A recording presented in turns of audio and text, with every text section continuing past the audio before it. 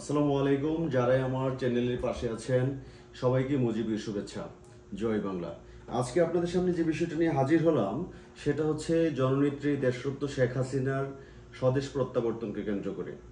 আসলে আমরা যারা আওয়ামী লীগে বিশ্বাস করি, বঙ্গবন্ধুর আদর্শকে বিশ্বাস করি, তারা সবসময় বিশ্বাস করি বঙ্গবন্ধু কন্যা যে কথা দিয়েছেন বাঙালি জাতির কাছে, উনি সবসময় সেই কথাটি রেখেছেন।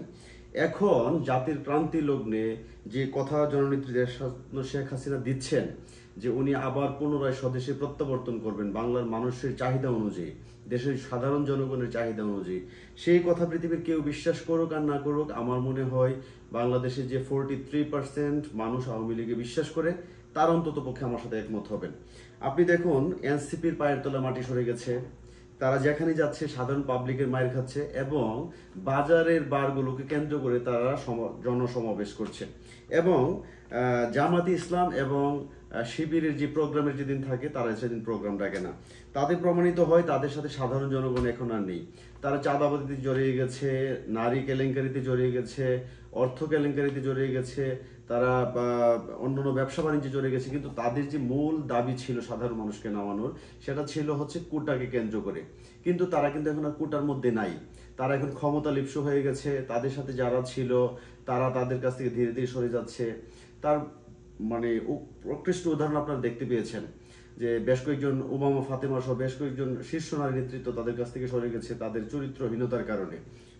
তারপর আকাশ কাঁপানো যে ঢাকা বিশ্ববিদ্যালয়ের ম্যাডাম ছিল, সেও কিন্তু এখন তার স্পষ্ট ভিডিও লিঙ্ক এখন বের হয়ে গেছে। সব কিছু মিলিয়ে জামাতের যে অর্থ, জামাতের যে বাংলাদেশটাকে পুনরায় সেই পাকিস্তানের দিকে ধাবিত করার যে পূর্ব পরিকল্পনা, সেটা কিন্তু এখন জাতির সামনে প্রকাশিত হয়েছে। সেই জন্য সাধারণ মানুষের কথা হচ্ছে এখন নেতৃত্বে বিশ্বাস করে সাধারণ মানুষ এখন ঘর থেকে বের হতে পারে। সব কিছু মিলিয়ে এখন জননেত্রী শেখ হাসিনার উপর মানুষ আস্থাশীল।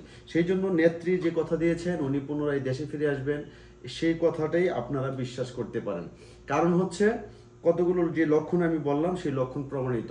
এবং আপনাদেরকে আরেকটা কথা বলতে চাই, তারা জাতীয় চার নেতাকে যেভাবে হত্যা করেছিল জিয়াউর রহমানের সরকার, সেইভাবে কিন্তু এখন বাংলাদেশের যত আওয়ামী লীগের বড় বড় নেতারা জেলে যাচ্ছে সবাইকে কিন্তু ইতিমধ্যে কাশিমপুর কারাগারে আনা হয়েছে।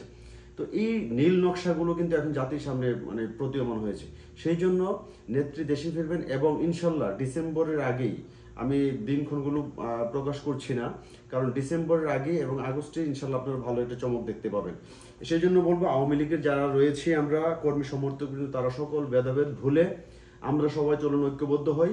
নেত্রী দেশে ফিরে আসবে, আমরা যাতে ভালোভাবে উদযাপন করতে পারি, নেত্রীকে রিসিভ করতে পারি এবং সাধারণ মানুষকে যাতে বাংলাদেশটাকে সোনার বাংলাদেশ হিসেবে গঠন করতে পারি, সেই জন্য সবাই ঐক্যবদ্ধ হওয়া জরুরি দরকার এবং ইনশাল্লাহ আমরা হব। সেই প্রত্যাশাই সবাইকে ধন্যবাদ। জয় বাংলা, জয় বঙ্গবন্ধু।